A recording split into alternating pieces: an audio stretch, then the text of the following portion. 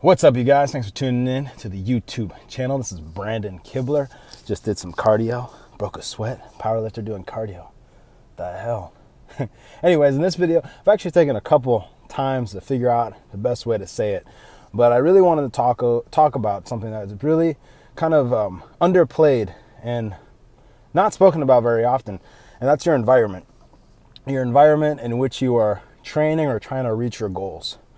And it seems to be spoken about in every other context, but no one ever really talks about it. You don't hear trainers talking about it. You don't hear motivational speakers. You don't hear people talking about it. And it's your environment. Your environment plays a huge role in reaching your goals. And it's something that, again, people don't really talk about.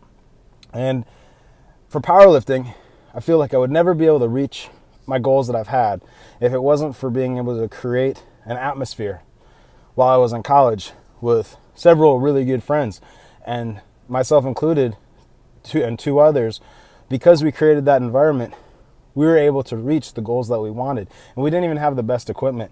My buddy Nathan and I broke a bar deadlifting. We didn't have the best equipment, but we had the best environment to reach our goals. And it's something that's really underplayed and people don't talk about it. Using my mom for an example, she does Pilates, yoga, spinning. Not something you would do in a powerlifting gym. Now, that sounds really obvious, but yet you have people who go to certain gyms because they just want to go to a gym. But there's, for different sports, for different goals, you have to be able to create that atmosphere to actually reach your goals. If you're a powerlifter, you should be training at that type of gym. And my buddy, he's a coach, David Osborne, put it the best way. And he's like, there's certain gyms that create community atmospheres. If you're trying to squat 800 pounds, you have to have that atmosphere around you in order to do it. You have to have people that understand the goal at hand. You can't do that in a regular gym. I'm not saying you couldn't, but regular gyms, your regular 24-hour fitness, your regular, YMCA, most Gold's gyms, they create isolation.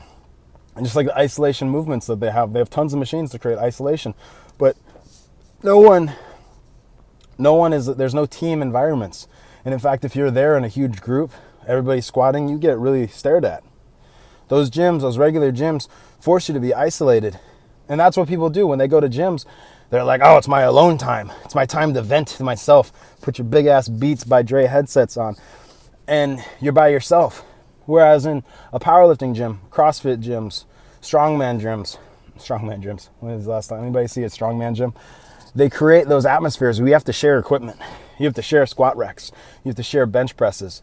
And it's in your best interest to be sharing them. Because you'll be working out with someone who's stronger than you. They don't have to be stronger than you. They could be bigger than you. They could be smaller than you, but stronger than you. There's a dude at Barbell Brigade. His name's Elijah. He's like 130 if he's wet. But he's one of the strongest little dudes that I know. And to be honest, there's guys who are 220 who can lift around him and get that motivation to be around him and really achieve what they're trying to do. So your environment is a huge critical role. And honestly, I can't train at some gyms just by walking in there. I can feel it. I can look around. You can tell there's that poor feeling. And again, I'm not saying you can't do things in regular gyms. I mean, for most of my powerlifting career, I trained at a gym at All-Star Fitness in Seattle. Shitty equipment, your basic gym. But I was able to convince some of my best friends that they should start powerlifting. And we created that environment where he wanted to reach his goals. And that's something, it's very critical. And I think a lot of people don't speak about it because it's such an important thing to be able to have those people around you. Again, I hit an 800-pound squat, and there's not many gyms where I could do it at. Barbell Brigade, I was able to hit it at because people understood what I'm trying to do. And they understood, I'm trying to fit this amount of time. The guy's saying, hey. I was able to fit that group. They understood what I was trying to do, and I was able to, fit my time around their time. I was like, hey, when do you come to the gym? And they understand exactly why I'm asking that. They could say the same thing to me. Hey, Brandon, when are you coming to the gym? I'm like, I'm coming at 5. And they're like, all right, I'll be there at 5. There's not many gyms. You could ask your buddy. Sorry, my finger's in the way. You could ask some of your buddies at Gold's Gym, hey, man, I'm trying to get a workout, and can you come? Like, no, I can't.